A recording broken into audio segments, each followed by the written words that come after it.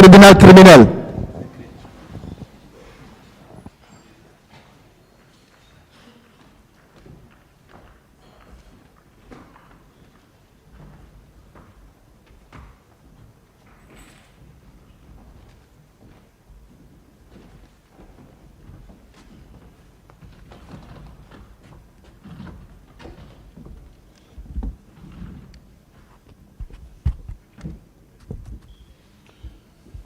L'audience criminelle est ouverte. Prenez séance, s'il vous plaît.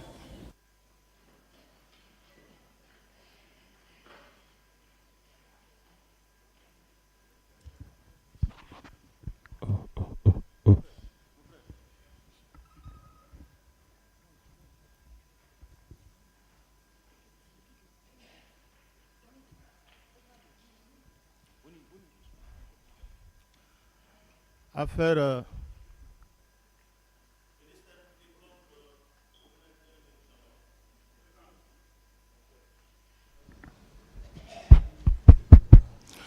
Colonel, bienvenue là-bas.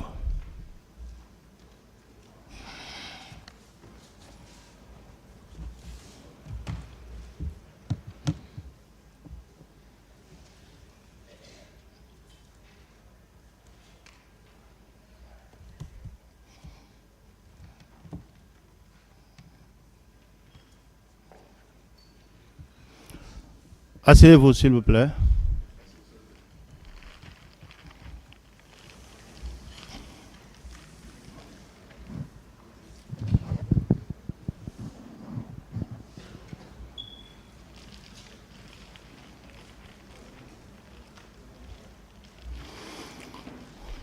La dernière audience, on était avec la partie civile pour ces questions.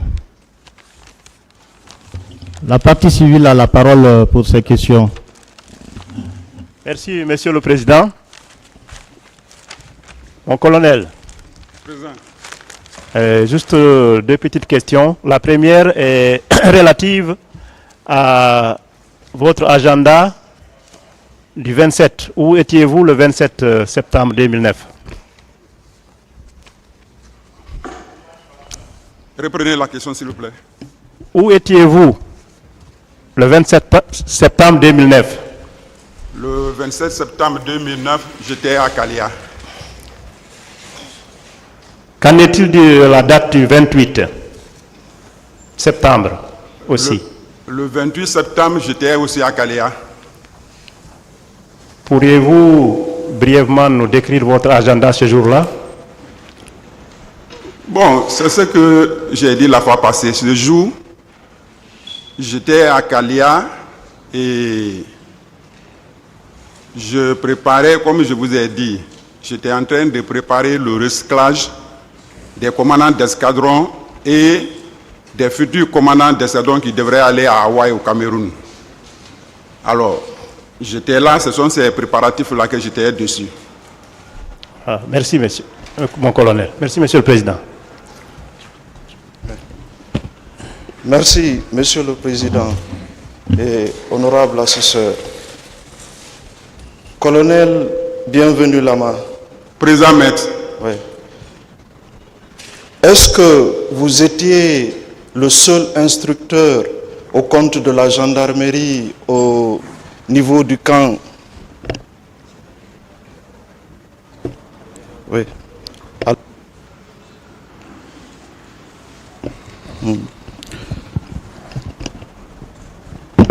Colonel, bienvenue là-bas. Président Maître. Je disais, est-ce que vous étiez le seul instructeur? Le seul instructeur au compte de la gendarmerie au niveau du camp Kaléa. Pendant quel moment? Excusez-moi. Avant les événements du 28 septembre.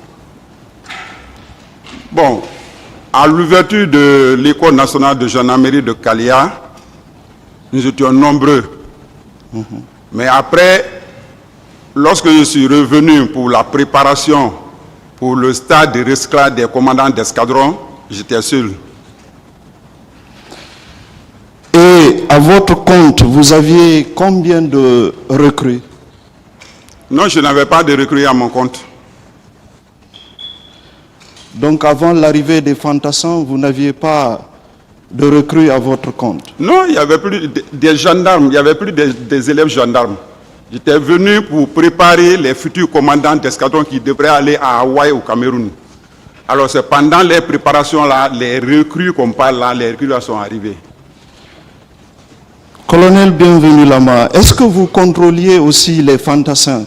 Parce que vous êtes catégorique que personne n'est sorti du camp. À ma connaissance. À votre connaissance. C'est pourquoi je vous pose la question, est-ce que vous contrôliez les fantassins aussi? Le gendarme n'a jamais formé un fantassin, c'est les fantassins qui forment les gendarmes. Donc pourquoi vous êtes catégorique là-dessus, que même les fantassins ne sont pas sortis du camp? Non, j'ai dit à ma connaissance. À ma connaissance, je ne crois pas si une recrue est sortie de Kalia, à ma connaissance. Colonel Bienvenu Lama. Président Maître. Pourquoi vous êtes catégorique là-dessus, alors que tout le monde, pratiquement, est unanime que les recrues de Kaléa ont participé au massacre du 28 septembre? Moi, ce que je sais, c'est ce que je suis en train d'expliquer. Je dis à ma connaissance, aucune recrue n'a quitté Kaléa. Selon vous, pourquoi votre nom revient souvent? Moi, je ne sais pas. C'est ce que je vous ai dit. Les gens sont dans une dynamique. Ils sont dans une dynamique. Le début de ce procès, ou bien pendant l'instruction, vous allez vous rendre compte, même avant de vous coucher, on s'assoit d'abord. On ne doit pas oublier ce qui s'est passé avant. Les gens qui ont déclaré aujourd'hui que les gens sont venus de Kalia, mais hier, ils ont déclaré autre chose. Merci, Monsieur le Président. Et je vous remercie, Monsieur le Président,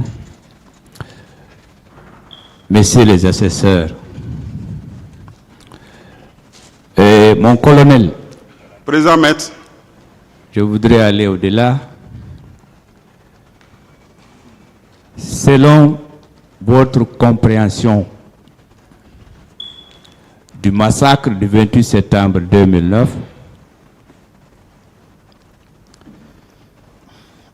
pour vous, est-ce que ce sont des crimes de masse? moi je ne sais pas. Bien.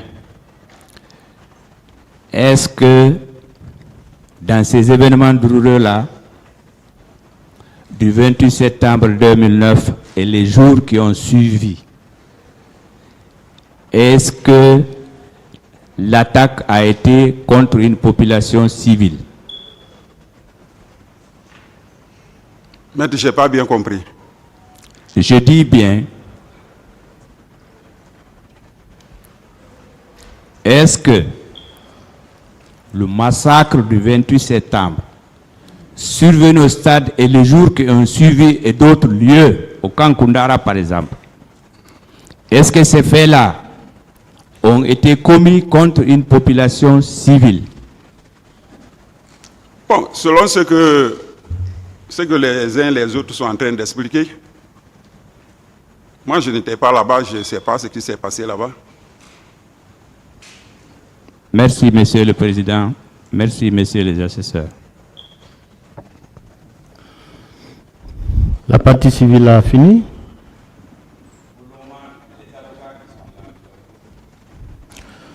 La défense.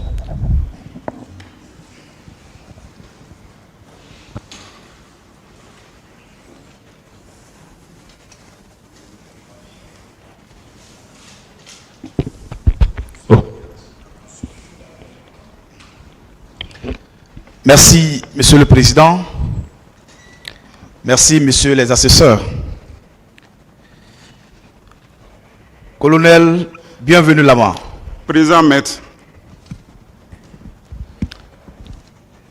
est-ce que vous avez le pouvoir de donner une appréciation ou une qualification des faits qui sont produits ou qui ont été commis au stade du 28 septembre?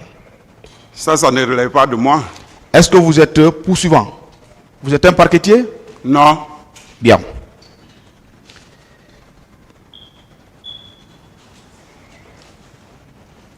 cette procédure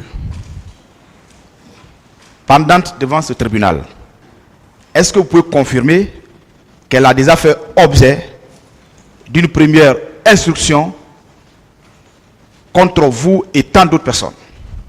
Affirmatif, maître. Bien.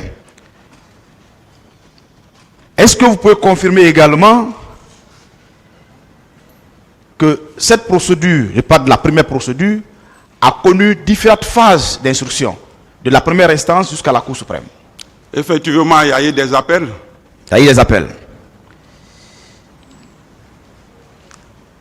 Est-ce que vous avez effectivement été inculpé et placé sous contrôle judiciaire, mon colonel? Effectivement. Vous avez été inculpé. Le 1er juin 2011. Bien. J'ai été inculpé et j'ai été placé sous contrôle judiciaire. Bien. Et j'ai respecté les mesures de contrainte. D'accord. Les faits pour lesquels vous avez été inculpé, placé sous contrôle judiciaire, est-ce que ces faits sont différents des faits pour lesquels vous êtes présentement poursuivi? C'est la même chose. C'est la même chose. Aucune couleur n'a changé. Non. Aucune virgule n'a changé. Négatif. Bien. Est-ce que vous êtes d'accord avec moi que cette instruction a été soldée par une ordonnance de non-lieu en votre faveur? Jusqu'à la Cour suprême. Jusqu'à la Cour suprême. Bien. Est-ce que vous étiez seul à avoir bénéficié de ce non-lieu? Nous étions deux. J'étais avec le colonel Mathurin Bangoura. Qui est général, bon, qui a fini par devenir général. Affirmatif. Et puis à la retraite. Oui. Parfait. Ce non-lieu, vous vous rappelez de la date exacte? Il est intervenu quand? À la clôture de l'instruction le 29 le 29 décembre 2017. 2017. Le 29 décembre 2017. Oui. Cette ordonnance qui a été rendue par le pool des juges d'instruction, parce que ce n'est pas un seul juge qui a rendu, hein, comme le cas présent, c'est un pool qui était composé, je crois, de 3 ou 4 juges d'instruction. De 3 juges. De 3 juges. Et les doyens des juges de Conakry, des juges de Conakry, je vous informe. Ces 3 juges étaient les doyens des juges des 3 juridictions ordinaires de Conakry. D'autres sont venus de l'intérieur. D'accord. Est-ce que cette ordonnance a fait objet de différents recours? Ça a Le connu des recours, c'est le fait de dire je conteste la décision. Hein, c'est ça le recours. Effectivement. Est-ce que c'est vous qui avez relevé appel contre cette ordonnance? Non, c'est la partie civile, je crois. Monsieur le Président, je ne sais pas si on peut me permettre, je voudrais remplacer le micro là. Il agit un peu sur allez-y. ma main.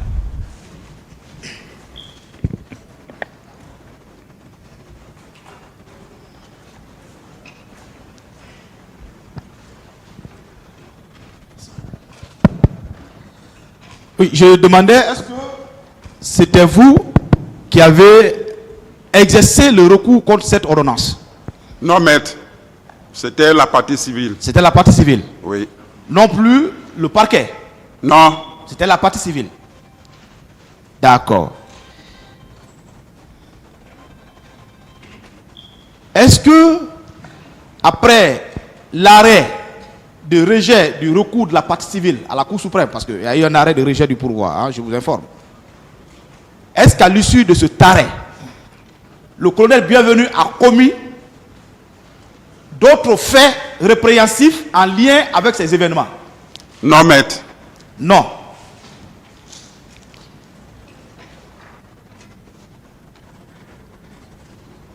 Est-ce que, en étant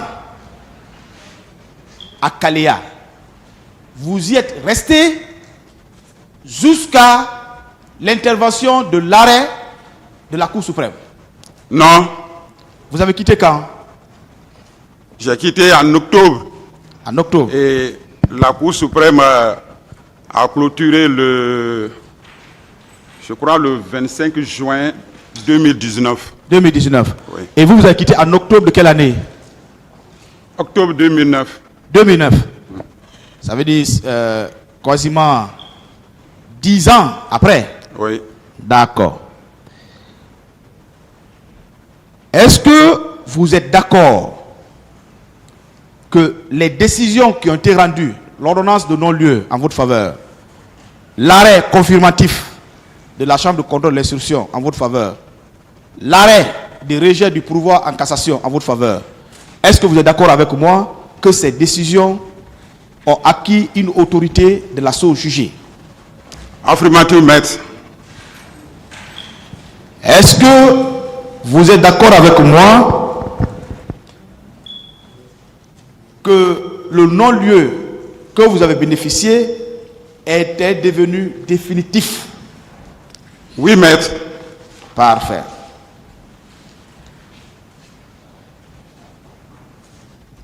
On vous fait attraire à nouveau devant les juridictions, devant les tribunaux. Est-ce que ce n'est pas une manière de jeter du discrédit aux institutions judiciaires, comme pour dire que la Cour suprême ou la Cour d'appel n'a pas bien travaillé? Mais ça prouve, c'est comme si la justice n'a pas confiance à la justice. C'est ça, non? On vous parle de faits nouveaux. Repris de l'information pour faits nouveaux. Ou pour nouvelles charges. Voilà, c'est ça l'appellation. Pour nouvelles charges. Qu'est-ce que vous attendez par ça? Est-ce que vous avez commis, comme j'avais dit, vous avez posé une première question, des faits qui peuvent entraîner de nouvelles poursuites contre vous en lien avec les événements du 28 septembre, mon colonel? Pour moi, il n'y a pas de charge nouvelle. Pour vous, il n'y a pas de charge nouvelle. Mais ceux qui sont en train de m'accuser, c'est eux qui changent et la période. Parce que pour la première fois, c'était Alpha Ahmad Baldé qui m'avait accusé. Et c'est Alpha Ahmad Baldé là, selon Aboubakar Touma Diakité, c'est lui qui l'a recruté en 2008 dans l'armée. Pendant qu'il était le médecin-chef de la gendarmerie de Somphonia. En 2009, c'est lui qui l'a désigné pour le régiment commando. Pendant qu'il était l'aide du camp et commandant du régiment du président de la transition à l'époque. Ça, c'était pendant l'instruction préparatoire. Maintenant, pendant le jugement, ils ont changé de stratégie. Ils ont fait venir une autre personne qui se déclare une recrue de Kalia. D'accord. Et pourtant, ce dernier n'a jamais séjourné à Kalia. Ce dernier était le féticheur de Touma Diakité. D'accord. On va venir là. Oui, allez-y. Hein, je crois que vous êtes en train toujours de parler. Vous pouvez continuer. Et pour vous dire, ils sont en train de mentir. Dans sa lettre ou bien dans le procès verbal d'audition de témoin Aya Akil Anonymat, il a parlé qu'il a été arrêté avec l'un de ses amis du nom de Moussa Keita. Ce Moussa Keita là, c'est un élément de Siam. C'est un élément de Siam. Il a le matricule le 38 805 G. Vous pouvez reprendre le matricule? Le 38 805 G. Ils ont participé avec ces derniers l'opération de Koundara. Parce que les éléments que Touma a désignés au centre d'instruction de l'armée de Messiam, ces éléments-là sont restés avec lui, ils ont fait 28. Ils sont restés avec lui, ils ont fait le 3 décembre. Alors, après avoir exécuté Makambo, il y a eu la panique. Ils ont fui pour rejoindre le centre d'instruction de l'armée de mer. Et c'est là-bas, le soi-disant témoin là, il faisait partie, c'était le féticheur. Il a rejoint le groupe pour partir se cacher avec les éléments de Siam. C'est pendant leur parcours, ils ont été interpellés par la patrouille.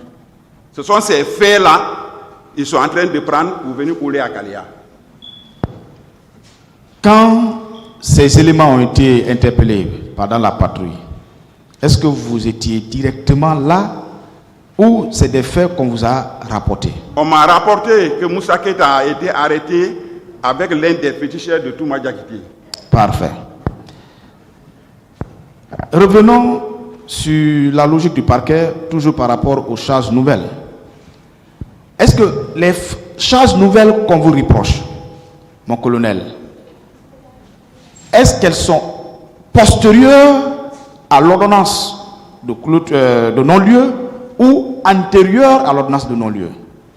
Les faits qui sont dans le procès verbal, s'il y a lieu, dans le réquisitoire du parquet qui a sollicité, à travers lequel il a sollicité votre inculpation, votre poursuite, est-ce que ces faits-là viennent avant l'ordonnance de non-lieu ou après l'ordonnance de non-lieu? Ça vient après l'ordonnance de non-lieu.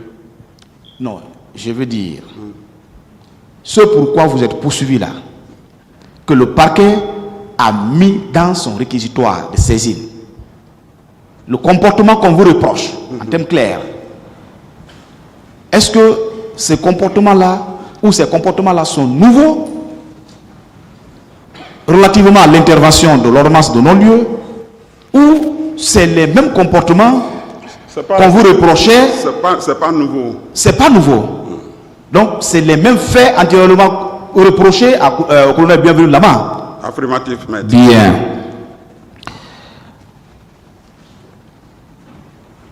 Est-ce que ces charges nouvelles qu'on parle devant le juge d'instruction, on vous a brandi une seule preuve nouvelle, une preuve autre que celle qui avait été déjà exposée par devant vous,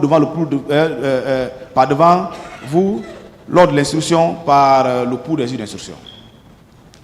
Non, il n'a jamais présenté une preuve. Tout ce que j'ai, c'est le même dossier. En fait, les reproches là, moi je me dis qu'il n'y a jamais eu de charge nouvelle. Est-ce qu'il y a eu un seul document sur lequel le juge d'instruction vous a informé que voilà sur cette base que le parquet attend vous poursuivre à nouveau? Négatif. Négatif.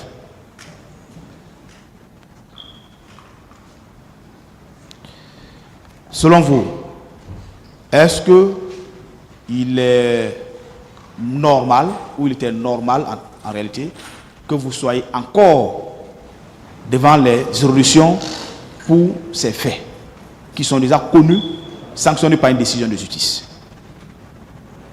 Mais maître, c'est ce que moi j'ai toujours dit. J'ai dit c'est moi, parce que c'est moi Bienvenu Lama.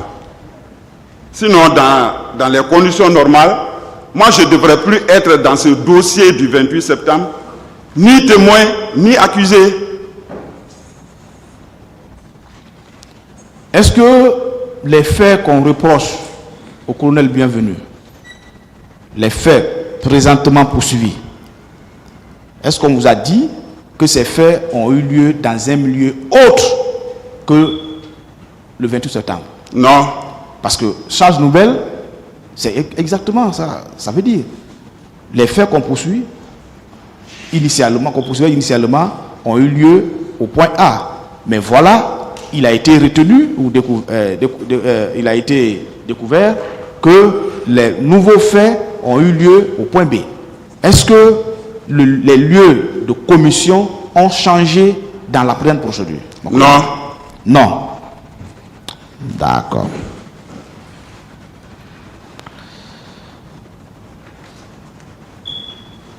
Dans l'ordonnance de non-lieu, vous étiez poursuivi avec tant d'autres personnes.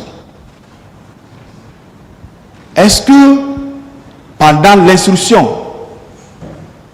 qui a été sanctionnée par cette présente ordonnance qui vous renvoie devant ce tribunal, est-ce que l'identité de ces personnes a changé? Quand vous posez des questions sur, par exemple, le capitaine Moussa Dadis, par exemple, sur le commandant Toumba Diakité, est-ce que leur identité avait changé dans la présente procédure? Non, c'est la même chose. C'est les mêmes personnes. C'est ça, non? Oui, maître. D'accord.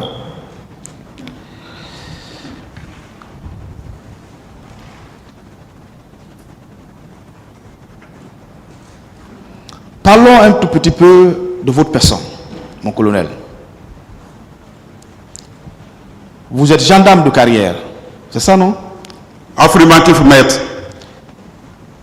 Est-ce que pendant votre exercice,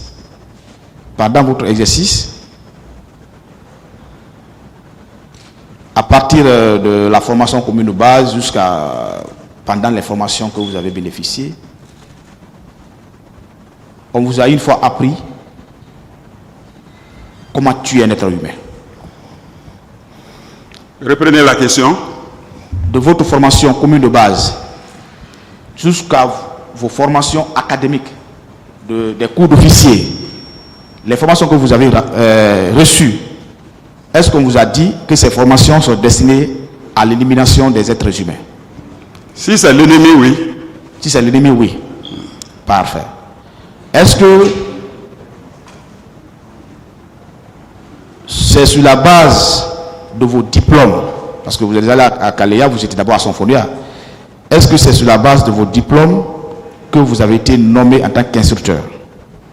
Affirmatif, après mon cours d'application. Après vos cours d'application.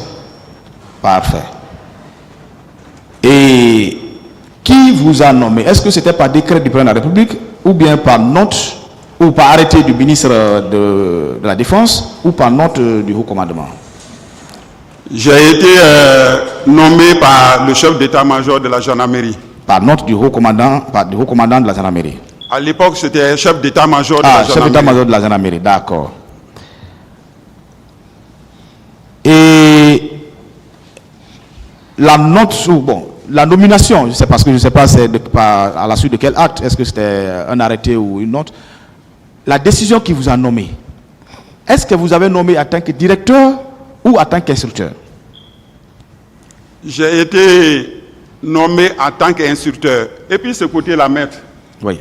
Moi, je vais expliquer à Monsieur le Président et ses assesseurs comment on devient directeur d'une école militaire en général et en particulier la gendarmerie, école de gendarmerie. Parfait.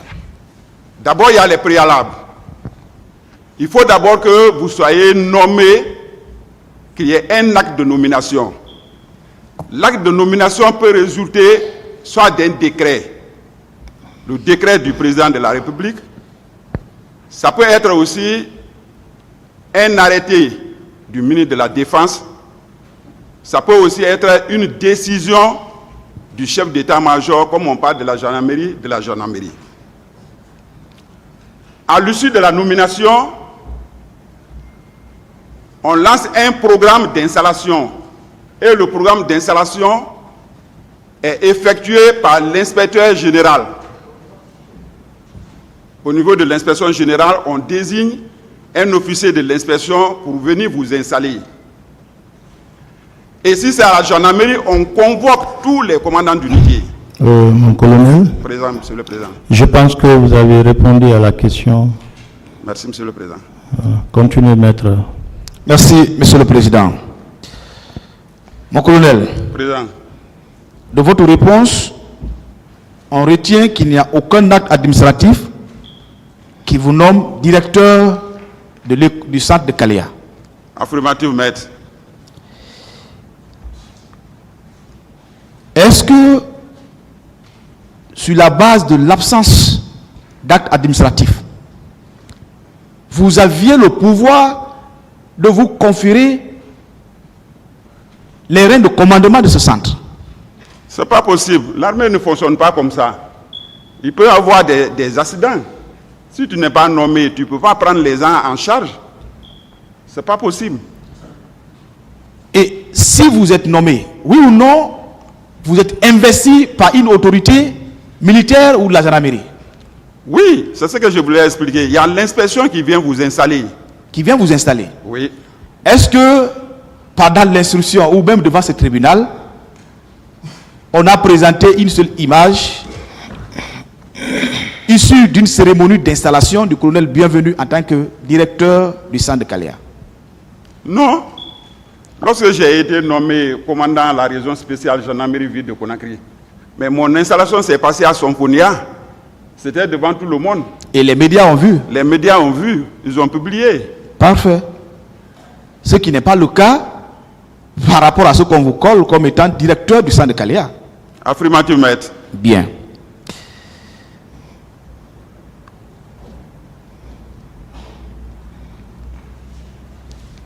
Le gendarme,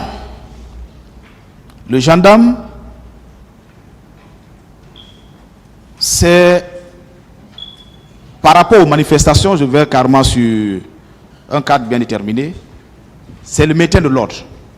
Lorsque le gendarme est posté pour encadrer une manifestation, c'est par rapport au maintien de l'ordre. Est-ce que vous, en étant instructeur à l'époque, en 2009, au centre de Kalea, vous aviez les pouvoirs de vous rendre sur un lieu de manifestation sans mandat écrit?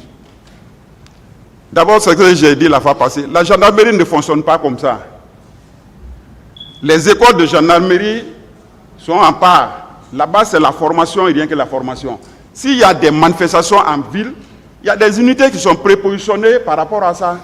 C'est eux qui gèrent les manifestations. Donc, l'école de gendarmerie n'a aucun pouvoir. L'école n'est pas menée dans les situations de manifestation. De maintien de l'ordre. Pas du tout. C'est simplement recevoir une formation ou donner des formations. C'est comme la police judiciaire. Lorsqu'on se retrouve dans les écoles, on n'exerce pas la police judiciaire là-bas. C'est idem que les situations de maintien de l'ordre. Merci, mon colonel. Est-ce que, à partir de votre nomination, désignation en tant qu'instructeur à l'école au sein de Kalea, est-ce que vous étiez toujours affecté à une unité légalement installée, soit à Conakry ou en République de Guinée? Non, lorsque vous êtes à l'école, vous êtes à l'école. Donc vous êtes détaché de toute autre unité jusqu'à la fin de votre mission d'instructeur? Affirmative, maître. Bien. On va parler un peu des recrues de Kalea.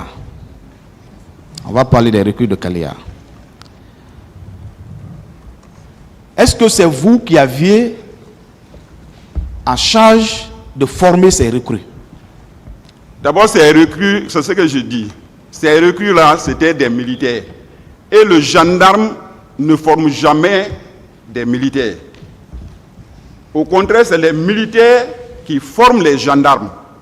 C'est ce qui fait que de la promotion 2000, de la promotion 90, promotion 93, nous avons été toujours formés dans les centres d'instruction de l'armée de terre, soit à Kindia ou à Kankan. Ce n'est qu'en 2008, le général Conté a décidé à ce que la gendarmerie procède au recrutement des élèves gendarmes et participe à leur formation dans les écoles de gendarmerie. C'est ce qui a fait que nous avons, compte tenu de l'effectif, nous avons procédé à l'ouverture de l'école nationale de gendarmerie de Kalea. C'était par rapport à la formation des élèves gendarmes. Ça veut dire que à Kalea, il y avait au moins 2 groupes. Donc un groupe de gendarmes et un groupe de militaires qui étaient tous à la formation. C'est ce que vous voulez dire? Non, c'est pas ça. Vous savez, en 2007, lorsque je faisais mon cours d'application, le président Conté a instruit les autorités de la gendarmerie de procéder au recrutement des élèves gendarmes. Alors, il y a eu un effectif de 3 985 à la fin des tests organisés. Il y a 3 985 qui ont été retenus. Et à l'époque, la gendarmerie guinéenne disposait d'une seule école, qui était l'école nationale de gendarmerie de Sonfonia. Voyant que l'effectif là ne pouvait pas contenir Sonfonia, voici l'idée pour les autorités de la gendarmerie de chercher une deuxième école. C'est comme ça que le choix est tombé sur Kalea. Kalea était l'ancienne base de vie des réfugiés lyonnais. C'est-à-dire pendant la guerre au Libéria, les réfugiés qui sont rentrés en Guinée du côté Forokaria, c'est là-bas qu'ils étaient basés. Maintenant, après la guerre, ils se sont retournés en Sierra Leone et le centre est resté vide. Ce centre a été récupéré par les autorités de la gendarmerie en 2008 et en 2007-2008. Maintenant,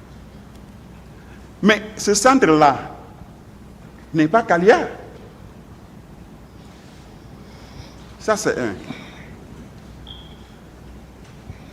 Des années après, 13 ans après, ils se sont rendus compte que ce qu'il avait dit, il est en train de compromettre soit ses frères. Parce qu'eux tous, ils ont dit ici à la barre que lui, il a eu un quota, mais ses éléments étaient au centre d'instruction de l'armée de mer. Et c'est là-bas, lui, il dit le 16 décembre que 250 nouvelles recrues ont quitté ce centre. Cette interview-là est la pièce du dossier. Le pool des juges d'instruction a joint cette interview aux différentes pièces du dossier. C'est ce qu'il fait ici, le premier procès. Touma Diakité a été confondu avec cette interview lorsqu'ils ont projeté ça sur l'écran ici. Mais mieux, le 31 juillet, pour que le tribunal rentre en condamnation contre Touma Diakité. Mais c'est une partie de cette interview-là ils ont pris, on a condamné Touma, où il demandait au général Sekouba Konaté de le gracier par rapport aux événements du 28 septembre. Il dit qu'ils se sont rendus au stade, mais c'était sur l'ordre du président. D'accord. Il dit qu'il ne se reproche pas qu'il est dans l'armée, sinon il ne peut pas se permettre de prendre tout un groupe de militaires comme ça et aller agir ainsi. La question qu'on me pose là, qu'est-ce qu'on fait avec l'interview là? Raison pour laquelle j'ai dit, avant de se coucher, on s'assoit d'abord sur le lit, après on se couche. Parfait. Il faut d'abord qu'on commence à la base. C'est ce qui a fait que la fois passée, j'ai cité le général Sekouba, j'ai cité Alpha Amadou Baldi, j'ai cité le témoin Mamadi Soumarou, j'ai cité les Oli. Ces éléments-là, ils doivent être confrontés avec Aboubakar Diakité dit Touma pour qu'on arrive d'abord à comprendre. Parce que Touma a parlé, ce qu'il a dit là, le pool des juges d'instruction qui ont travaillé sur ce dossier, ils ont travaillé sur le dossier. La pièce là est jointe au dossier. Sauf si on me dit que l'interview là n'est plus valable. À ce moment, si on me dit l'interview n'est pas valable, alors on ne doit plus condamner Touma alors. Parce que c'est à travers l'interview là que Touma a été condamné. Et c'est à travers l'interview là, moi j'ai bénéficié le non-lieu. C'est comme ça, maître. Un problème peut se poser. L'autre peut prendre l'article A. Il dit quelque chose.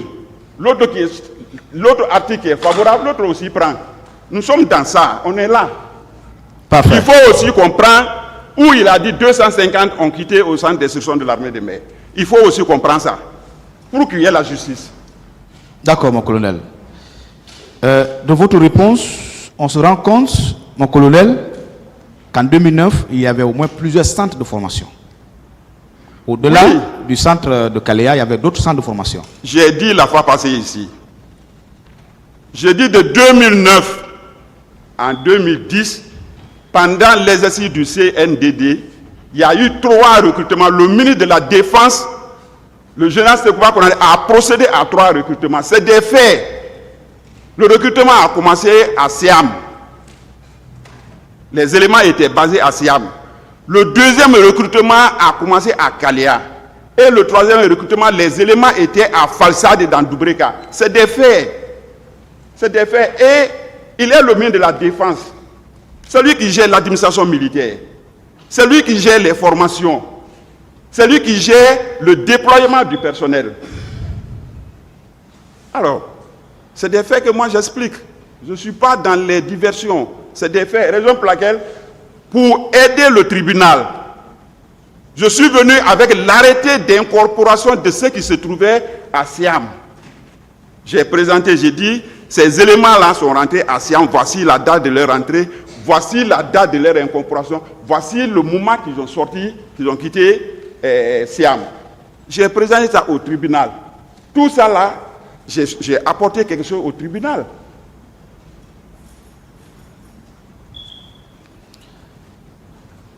De ce centre de Siam, qui était, en tout cas, si je me mets dans ce que vous dites, je me fie de vos déclarations, de vos réponses, qui était le premier centre à être approvisionné ici à Dieu de recrues. C'est ça. Lorsqu'ils sont arrivés, ils ont trouvé nos élèves gendarmes là, leur situation n'était pas réglée. D'accord. Ils ont profité dans ça, ils ont recruté leurs parents, ils les ont envoyés au centre d'instruction de l'armée de mer. D'accord. Est-ce que c'est de ce centre que Aboubacar Toumba a parlé sur RFI lors de son interview ou d'un autre centre? C'est bien ce centre-là, le C'est centre bien ce d'instruction de l'armée de mer. Ça veut dire que ces gens étaient déjà formés au moment Oui. des événements du 28 septembre. C'est ce qu'il a dit. D'accord. Il a parlé de 2500 ou de 250? De 250. 250 recrues qui sont sortis de Siam sur son ordre pour aller au stade. Oui, mais nous avons même retrouvé une liste, là où lui-même, il est parti, il a désigné des éléments là-bas, 26 éléments. Et cette liste-là parle. Cette liste-là parle. D'accord.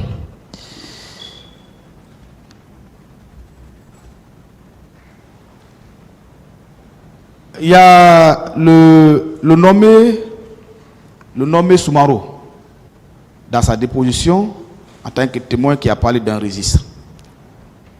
Je ne sais pas si vous avez pris connaissance de la partie. Il a parlé d'un registre. D'un registre. Oui, au centre de Kaléa.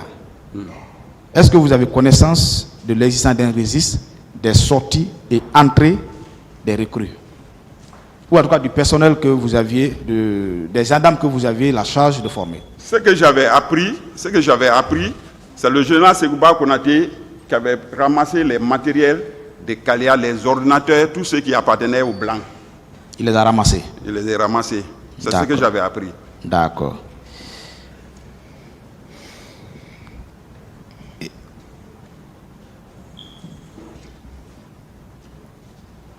Vous connaissez l'adjudant Bamba? Bamba, oui. À condition si je le vois. Parce qu'ils ont parlé de l'adjudant Bamba. Il y a, comment on appelle, Soumaro qui a parlé de l'adjudant Bamba. Si je le vois, si je le connais, je peux dire que je le connais. Vous n'avez jamais reçu un acte venant de cet adjudant Bamba? Négatif. Négatif. Vous connaissez le colonel Blaise Goumou? Le colonel Blaise Goumou, qui est dans ce procès-là? Oui, dans le premier procès. Je connais bien le colonel Blaise. Il est de votre promotion ou vous l'avez connu comme ça dans le métier? Blaise est de ma promotion de recrutement. De recrutement. Et j'ai fait le cours d'officier de police judiciaire. Je suis de la même promotion que lui. Ensuite, j'ai fait l'école d'officier avec Blaise. À notre sortie de l'école des officiers, il était le major des gendarmes. C'est dans ce cadre-là, il a bénéficié d'une bourse pour aller faire son cours d'application au Sénégal. Je le connais très bien. Est-ce qu'il venait à Kaléa en tant qu'instructeur? Négatif. Je n'ai jamais vu. Pendant l'exercice du pouvoir de CNDD, je ne crois pas si Blaise et moi on s'est vus. Non. Et votre co-détenu, colonel Jean-Louis, est-ce que lui, il venait aussi comme instructeur là-bas? Non. Parce que lui aussi, il est gendarme. Hein? Le colonel Jean-Louis, il est gendarme. Et puis, l'affaire du colonel Jean-Louis, comme je disais, nous sommes tous de la même promotion, la promotion 93. Nous avons suivi les cours d'officier, les cours d'officier ensemble avec Jean-Louis. J'ai fait le cours d'application avec lui. Mais je n'ai jamais eu la chance de travailler avec le colonel Jean-Louis dans la même unité. Les archives de la gendarmerie sont là. On peut vérifier. Le colonel Jean-Louis et moi, on n'était pas ensemble, on ne se voyait même pas. Pourtant, il y a le témoin Soumaro qui dit que ces deux étaient fréquents là. C'est faux. C'est ce que je vous ai dit, maître. Tout ce qu'on cherche là, qu'on vient coller à Kaléa, c'est pour dédouaner le centre d'instruction de l'armée de mer. C'est pour écarter ce centre-là, c'est pour écarter l'interview là. C'est ça le scénario. Venons un peu sur le jour même de la tragédie. Le jour de des événements du 28 septembre. D'accord. Je reprends une des questions peut-être des avocats de la partie civile. Ce jour-là, vous avez déclaré là que vous étiez à Kalia. Est-ce que vous confirmez que vous étiez à Kalia ce jour? J'étais là-bas. Je ne peux pas mentir. J'étais là-bas. J'étais là-bas. Est-ce qu'en étant à Kalia, bon, il peut arriver que quelqu'un ait de la magie, hein? Est-ce que vous pouvez vous retrouver en même temps au stade du 28 septembre? Négatif. Négatif. Est-ce que vous avez reçu un ordre? Il peut arriver. Parce que, comme j'aime souvent le dire, aujourd'hui nous sommes devant les hommes, demain nous serons devant Dieu. Et nous serons avec notre conscience.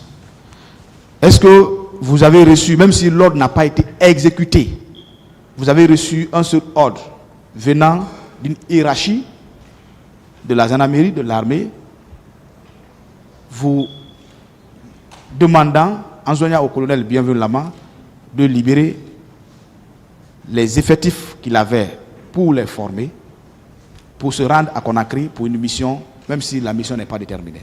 Non, maître. Non. Les jours qui ont suivi le 28 septembre, parce que les infractions poursuivies, c'est le 28 septembre et les jours suivants. Bon, jour suivant, bien que ce n'est pas déterminé, je crois que c'est dans les 10 jours, jusqu'à au moins 15 jours. Est-ce que vous vous êtes rendu à Conakry pour une mission quelconque? Non, maître. D'accord. On est là, je n'ai pas encore vu votre image dans le dossier. Hein. L'image de colonel Bienvenu en tenue au stade, aux abords du stade, ou dans la ville de Conakry le jour du 28 septembre au jour suivant. Est-ce qu'on vous a présenté une seule image de vous qui retrace votre présence à Conakry le jour du 28 septembre? Non, maître. Ce jour-là, il y avait les médias. Il y avait RFI, BBC, France 24. Il y avait beaucoup de médias internationaux, au-delà des médias nationaux que nous avons. Est-ce qu'un seul média vous a tracé qui ne reste, ou même qu'il ne reste que l'autorité compétente tracer votre communication avec quelqu'un qui laisse entendre que vous étiez à Conakry? Non, maître. Non. D'accord.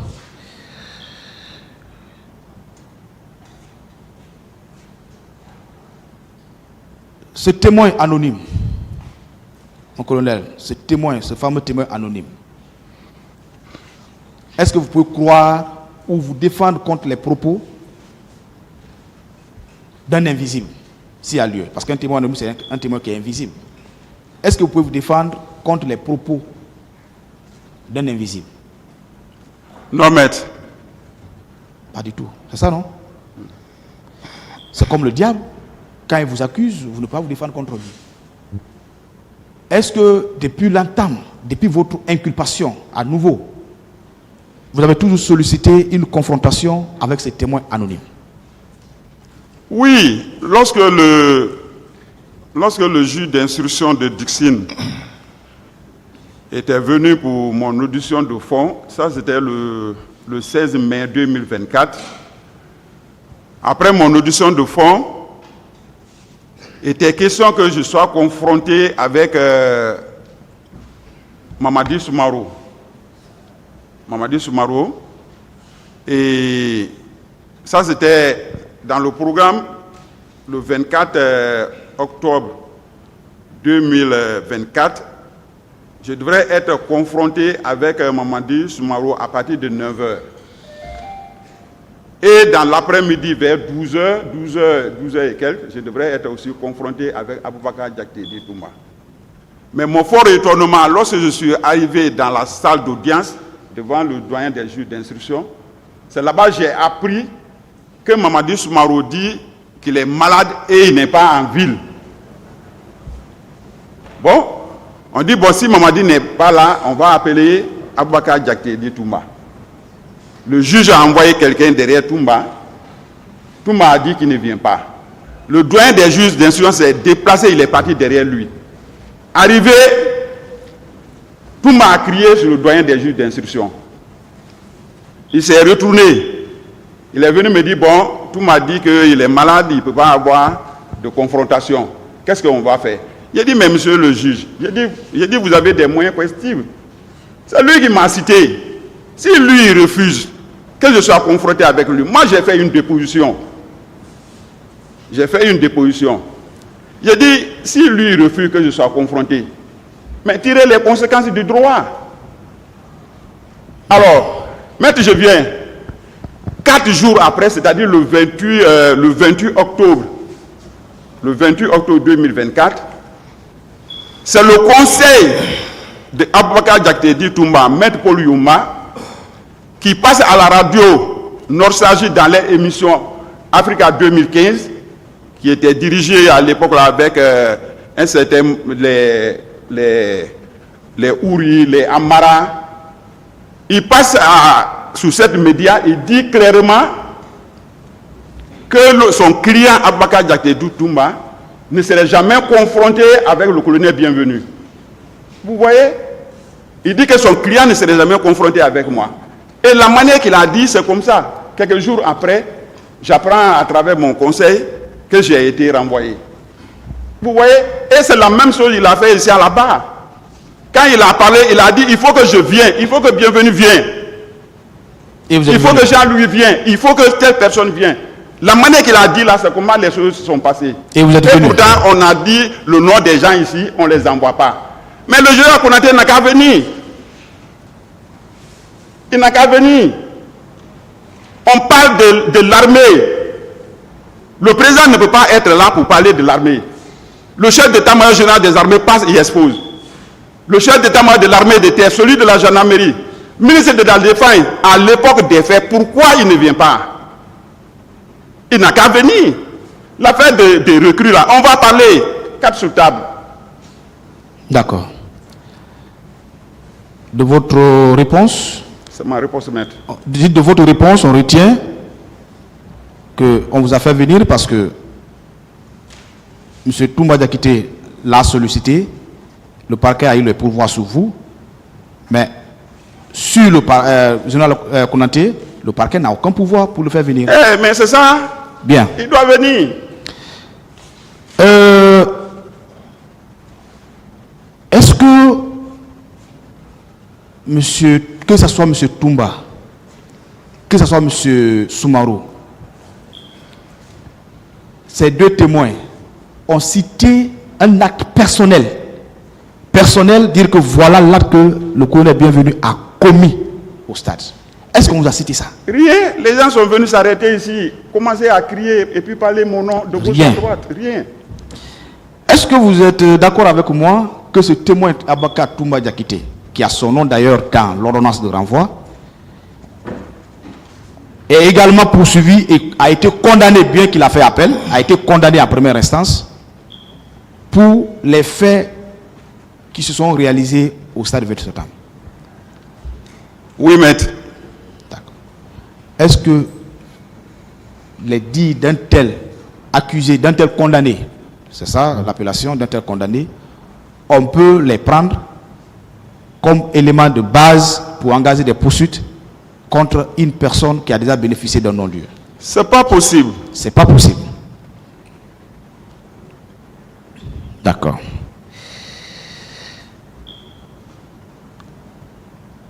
On vous reproche également de la complicité. La complicité des infractions pour lesquelles M. Toumba Diakité, Marcel Guilavogui et tant d'autres sont poursuivis. Mon colonel, Président. est-ce que vous savez que veut dire la complicité? La complicité? Oui, d'un acte, d'une infraction. Est-ce que vous savez ça? Oui, oui, c'est la participation d'un individu en plein connaissance de cause à un crime ou à un délit. Est-ce que vous avez posé un seul acte positif de ces infractions poursuivies? Rien. Rien. Bien. C'est là où c'est de cette procédure, on apprend beaucoup de choses. Être instructeur, désormais, ça sera un crime. Vous comprenez? Instructeur. Parce que vous êtes là parce que vous avez été instructeur. Vous avez accepté rendre service à la République en formant vos concitoyens. Oui. Est-ce que vous étiez le seul instructeur au centre là-bas? Non. Parmi ces instructeurs, qui sont ceux qui sont poursuivis au même titre que vous? Pour le moment, je suis le seul. Vous êtes le seul. Il y avait des blancs, non? Il y avait les blancs, oui. Est-ce que ces blancs-là sont là pour suivre au même titre que vous? C'est la raison pour laquelle j'ai dit que le général Konate doit être là pour faire le point de la situation devant le peuple de Guinée. Il y avait d'autres Guinéens, non? Il y avait son aide de camp Qui était formal instructeur également au centre. qui était avec les blancs là. Est-ce qu'il est là aujourd'hui? Il n'est pas là. D'accord. La hiérarchie qu'on parle au centre de Kalea, que non, le colonel étant instructeur, il avait un pouvoir sur les recrues. Est-ce que ça, on peut présumer une telle capacité ou qualité? Est-ce qu'un acte a été produit là, à travers lequel le colonel bienvenu a ordonné à tel ou tel d'aller poser tel acte, même si ce n'est pas dans le cadre de Vestable, dans un autre cadre? Est-ce que vous aviez exprimé un seul acte qui atteste que vous aviez un pouvoir sur les formés qui étaient au centre? Non, maître. Pas du tout, mon colonel.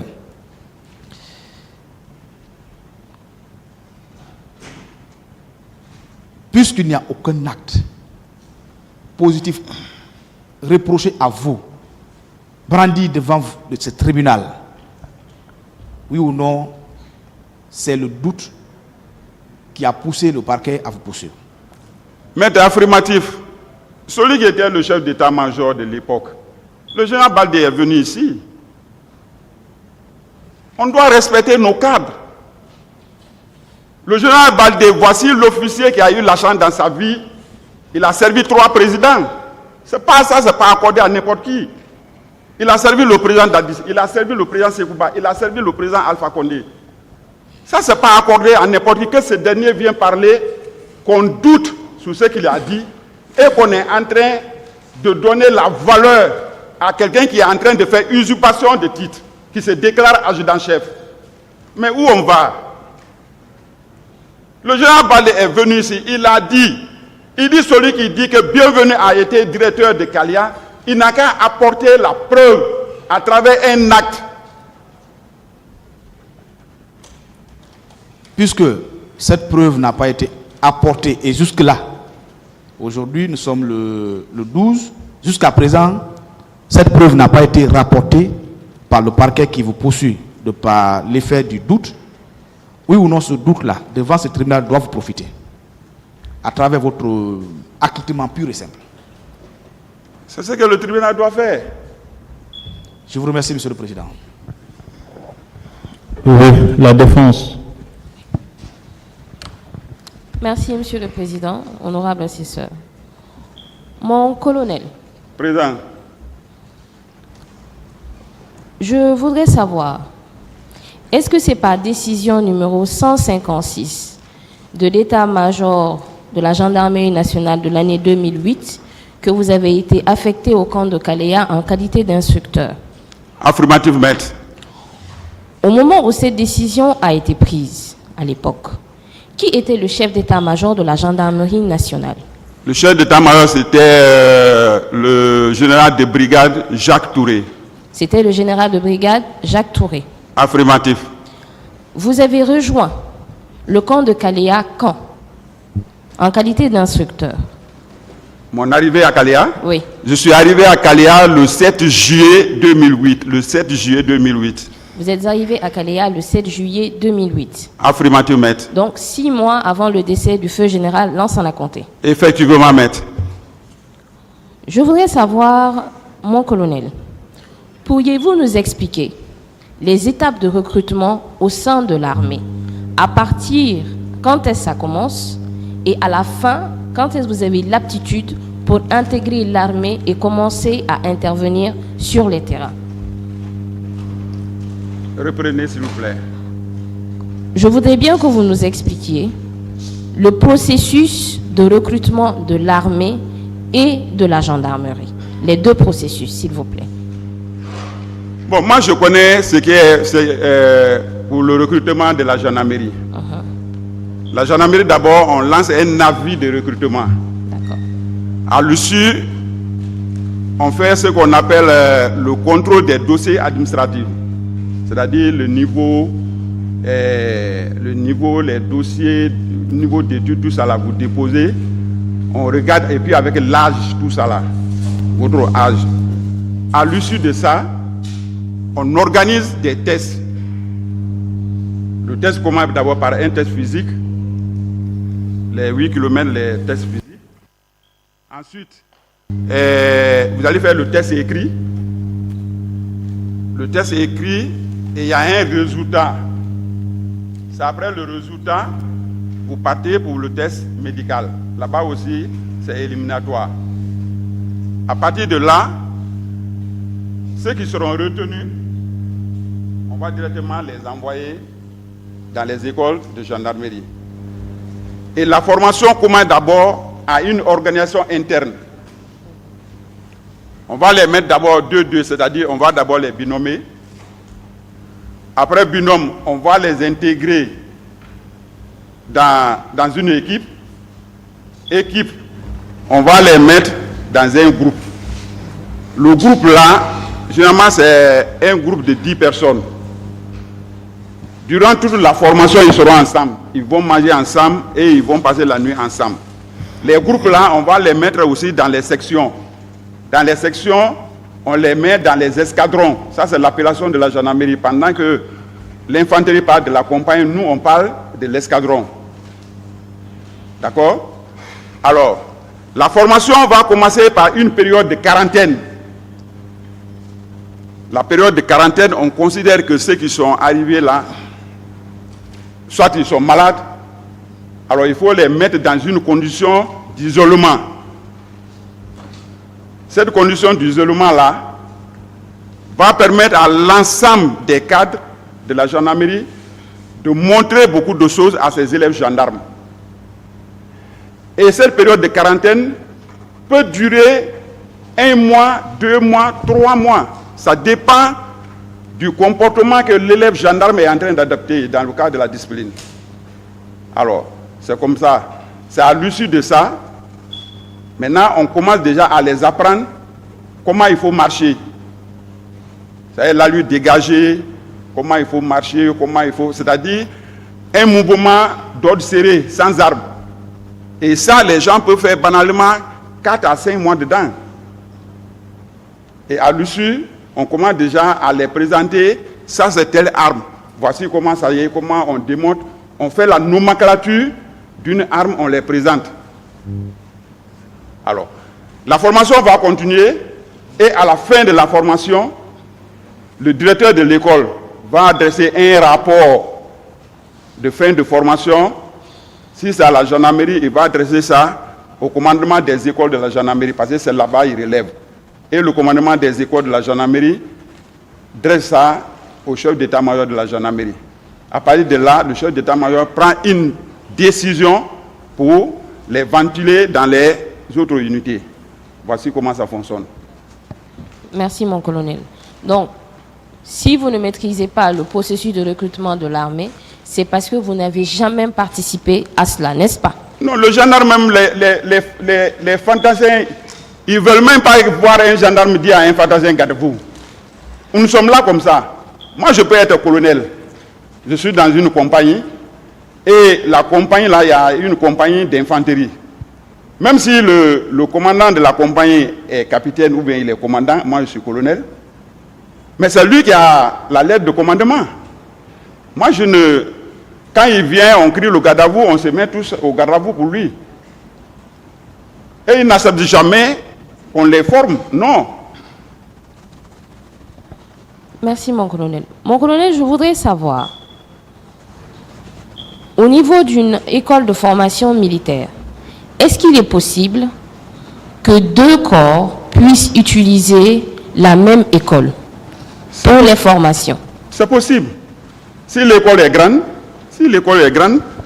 on peut, si vous prenez, je prends un exemple, le cas de Mania, actuellement le cas de Mania. Vous allez à Mania, vous allez trouver l'école d'administration là-bas, vous allez trouver l'école des sous-officiers, vous allez trouver l'école de transmission. Donc, il y a cette possibilité-là. Il y a cette possibilité, oui. Donc, ce qui voudrait dire qu'au camp de Kaléa, il y avait non seulement l'école nationale de la gendarmerie pour les gendarmes qui devaient venir pour recevoir des cours, et il y avait également des fantassins qui étaient présents. Effectivement.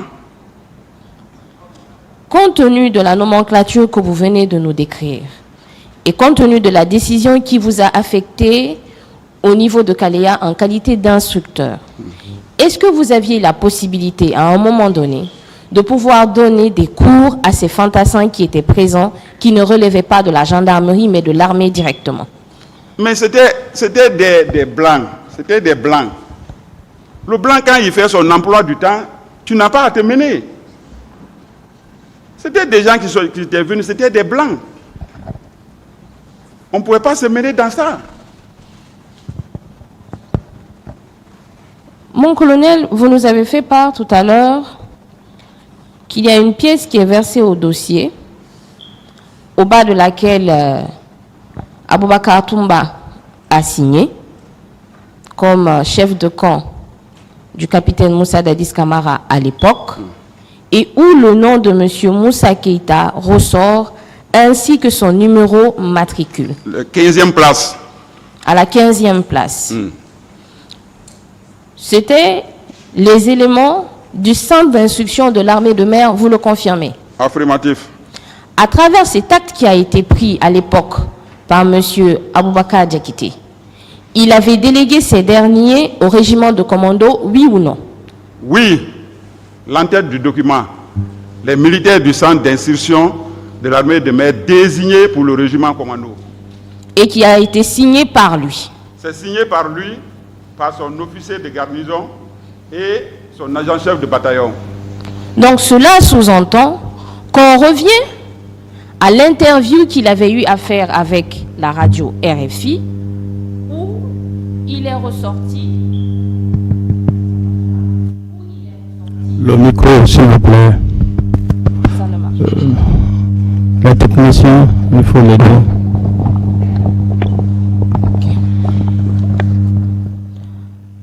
Dans lequel il a expliqué que c'était des éléments du SIAM qui avaient été pris avec lui pour aller au stade du 28 septembre. Affirmatif. Donc cette décision confirme cela. Oui. Parce que si le nom de Moussa Keïta y figure, ce n'est pas un hasard. Parce qu'il vient également de ce centre d'infanterie et il était parmi les commandos qui se sont rendus au stade du 28 septembre avec le M. Aboubakar Diakité, n'est-ce pas? De toutes les façons, moi je ne peux pas confirmer ça, mais ce que je sais, c'est lui qui a désigné des éléments, les éléments là étaient avec lui. Et s'il dit que ces éléments sont partis au stade, ils ont commis beaucoup de massacres, c'est que ce sont ces éléments-là. Donc il les connaissait mieux que quiconque. Oui. Après Moussa Keïta, il y a une chose qui vient, il y a le nommé Salou Diakité. Salou Diakité, c'est son frère. C'est son frère. Et selon les informations reçues, lorsqu'il a pris ces éléments-là, son frère est revenu dans ce centre-là. Il est venu armé en béret rouge. Et ils avaient l'un de leurs camarades qui s'appelait Amadou Diaba Diallo. Ce dernier lui a dit, vous suivez vos frères, vous êtes en train de commettre des crimes, mais un jour vous allez répondre. Le mot là a fait mal à Salou Diakité, et Salou Diakité a armé son arme, il a tiré sur ce dernier à bout portant. Mais quand Touma était là, lorsqu'ils ont parlé de ça, mais Touma a dit clairement que l'affaire du 3 décembre venait de se passer, lui n'était pas en Guinée, mais c'est faux. Son jeune frère a tiré sur Diaba Diallo le 3 novembre 2009. Un mois après, Touma a tué Makambo et il a tiré sur le président Dadis. Maintenant, mon colonel, je voudrais savoir, vous êtes détaché à Kaléa en qualité d'instructeur. Oui. Vous relevez de l'état-major de la gendarmerie nationale. Affirmatif. Comment est-ce que vous pouvez avoir des éléments que vous envoyez au stade du 28 septembre, en sachant pertinemment qu'au moment des faits, il n'y avait pas d'élèves gendarmes au centre, n'est-ce pas?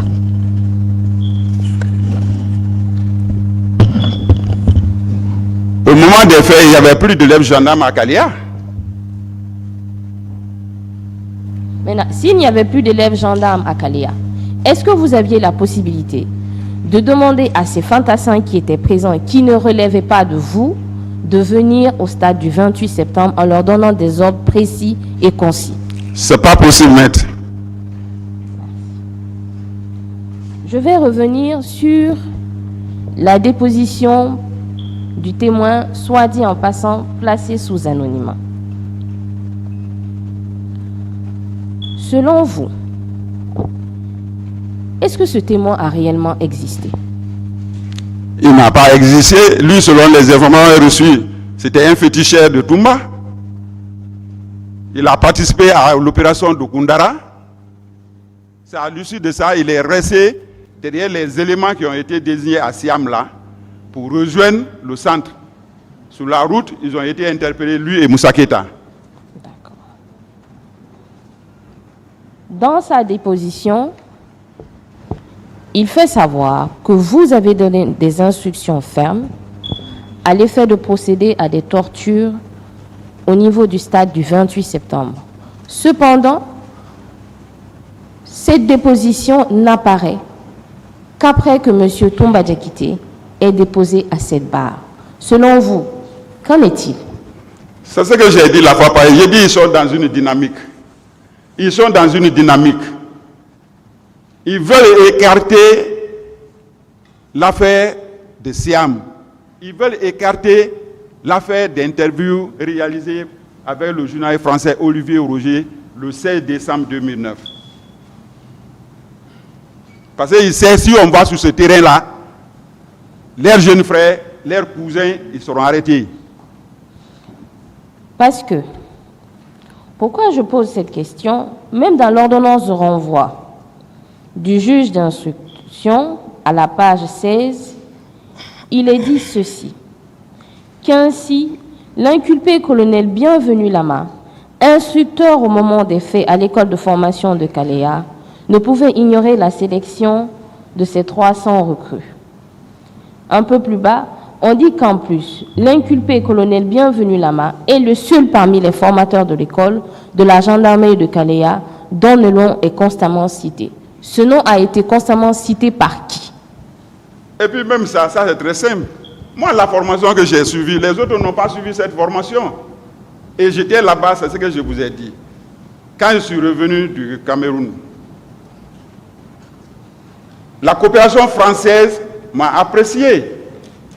Il a demandé à la gendarmerie guinéenne de me garder dans une position opérationnelle, mais tout en m'employant ponctuellement en école en tant qu'instructeur pour préparer les futurs commandants d'unité qui doivent aller à Hawaï au Cameroun.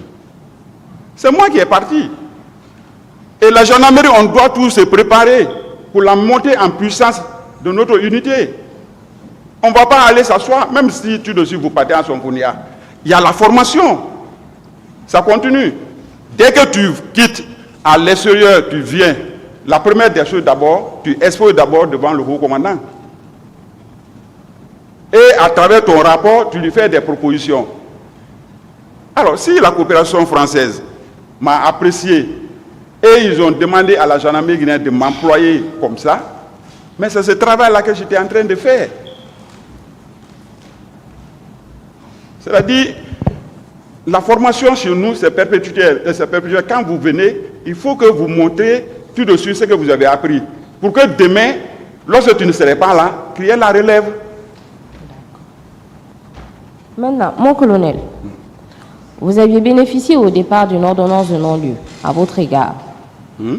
Vous aviez bénéficié au départ d'une ordonnance de non-lieu à votre égard. Affirmative, maître. Pourquoi vous êtes le seul à être revenu? Parce que vous n'aviez pas été le seul au départ à avoir bénéficié de l'ordonnance de non-lieu. Pourquoi vous êtes le seul qui revient aujourd'hui par devant cette barre? Mais maître, c'est parce que je m'appelle Bienvenu Lama. Parce que je m'appelle Bienvenu. C'est simple. Qu'est-ce que vous voulez dire par là? parce que vous vous appelez Bienvenue Lama. Je veux dire, c'est la stratégie que les Touma ont utilisée. Parce que, regardez, hein, il était là, il a expliqué que lui, il commandait 6 personnes. S'il vous plaît. Il ne faut pas tomber dans des considérations identitaires. D'accord. Excusez-moi, Monsieur le Président. S'il vous plaît. Excusez-moi, Monsieur le Président. Continuez, maître. Comme je le disais, pourquoi est-ce que c'est vous qui êtes revenu? Pourtant, vous n'étiez pas le seul à avoir bénéficié du non-lieu. Il y avait une autre personne également qui avait bénéficié. Pourquoi est-ce que c'est vous qui êtes revenu? Parce que c'est la stratégie qu'ils ont adoptée. Selon vous, quelle est la stratégie qu'ils ont mise en place? Ah, il fallait nous citer. Il fallait vous citer. C'est ça? Je vais revenir sur les événements du 28 septembre. Vous avez déjà confirmé par devant cette cour qu'à ce jour-là, vous n'étiez pas sur Conakry. Je n'étais pas à Conakry. Vous étiez à Kalea. Oui, maître. Est-ce que, et au niveau de l'instruction, au niveau du doyen des juges d'instruction, et devant le pool des premiers juges d'instruction, on vous a montré ne serait-ce qu'une seule image pouvant corroborer que vous avez donné des ordres et que vous avez détaché de façon expresse des personnes pour quitter le camp de Kalea et venir faire des exactions au niveau du stade du 28 septembre. Non, maître. Aucun élément tangible ne vous a été soumis. Non. Est-ce qu'il y a eu des audios? On peut ne pas avoir les images, mais je crois qu'en 2009, il y avait déjà une certaine technologie pour les enregistrements. Est-ce que des audios également ont été soumis, attestant que c'est votre voix qui donne des ordres en ce sens? Non, maître. S'il n'y a pas eu confrontation entre vous et M.